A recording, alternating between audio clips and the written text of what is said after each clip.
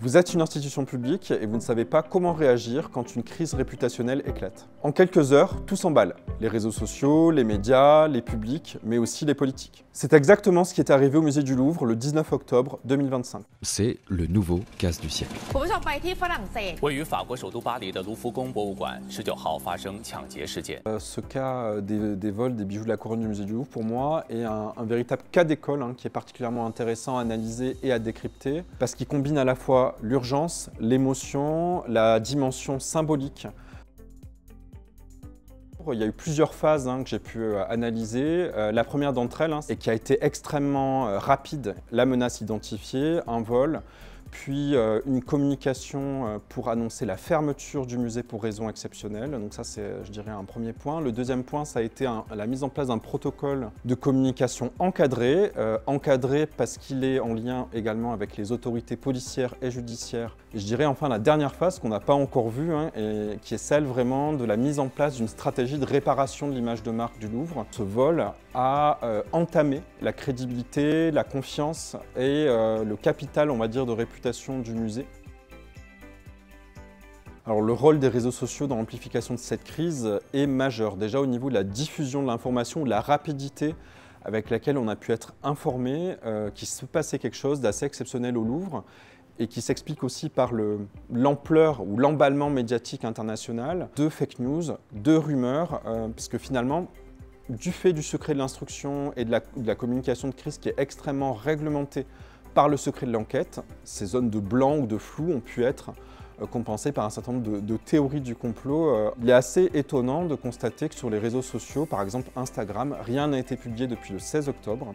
Sur le site web, pareil, si on va sur le site web du musée du Louvre, il n'y a aucun encart, aucun message, aucune FAQ, foire aux questions, qui répondrait aux questions sans doute nombreuses des visiteurs. Certaines organisations, qu'elles soient publiques ou privées, font aussi le choix du silence. Or, à l'époque dans laquelle on vit, où finalement, si les informations ne sont pas communiquées, eh bien, elles vont être remplacées par des récits alternatifs, des rumeurs, mais aussi des fake news. Je dirais, quand bien même la communication peut être pesée, la prise de parole rare et mesurée, je dirais qu'un silence total me paraît être contre-productif, notamment quand la pression médiatique, mais aussi citoyenne dans le cas du Louvre, est maximale. Il y a plusieurs leviers en tout cas qui auraient pu être activés, c'est-à-dire premièrement reconnaître que les différentes parties prenantes, c'est-à-dire à la fois le ministère de la Culture et le musée, reconnaissent pleinement et assument en fait avec gravité l'importance de la situation, en communiquant là aussi de façon assez transparente sur le fait qu'ils ne peuvent pas justement tout communiquer parce qu'il y a le secret de l'enquête en cours. Le deuxième point, là aussi en lien avec l'exigence de transparence, mais aussi je dirais une volonté ou une opportunité en tout cas d'humanisation de l'institution dans cet instant grave, ça aurait été de mettre en place une communication peut-être plus proche, plus directe. Le Louvre a beaucoup d'abonnés sur ses réseaux sociaux ou via sa newsletter, beaucoup de trafic aussi sur son site web et là-dessus c'est une interaction plus directe avec ses abonnés, avec des formats qui pour l'instant n'ont pas été exploités, par exemple des lives, des FAQ, des interviews avec pourquoi pas des conservateurs qui sont en charge ou des restaurateurs. Et en fait faire finalement de cette crise majeure qui affecte le Louvre en une opportunité aussi de valorisation des collections du musée.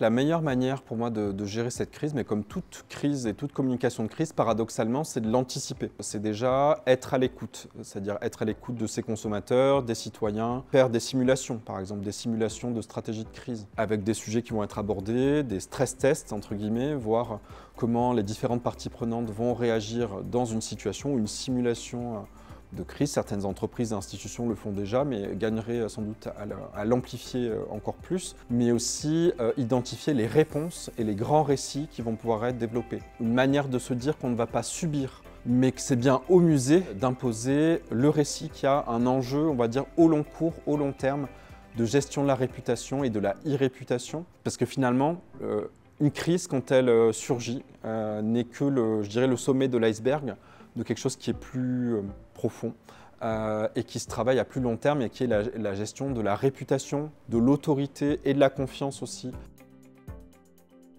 Les messages que j'aurais envie de communiquer aux personnes qui nous regardent, ça serait l'importance de l'anticipation, la réactivité, de la transparence, de la coordination entre les différentes parties prenantes, l'importance aussi de la stratégie, de ne pas être que dans l'exécution ou que dans la réaction par rapport à ce qui se produit, mais vraiment être dans une stratégie coordonnée. Et enfin, l'importance aussi de, je dirais, dépasser l'horizon court-termiste de la communication de crise. C'est-à-dire faire de la communication de crise une opportunité aussi de repositionner l'institution et ses missions au cœur du débat public, défendre son identité, ses valeurs et travailler autour de ses attributs de marque publique.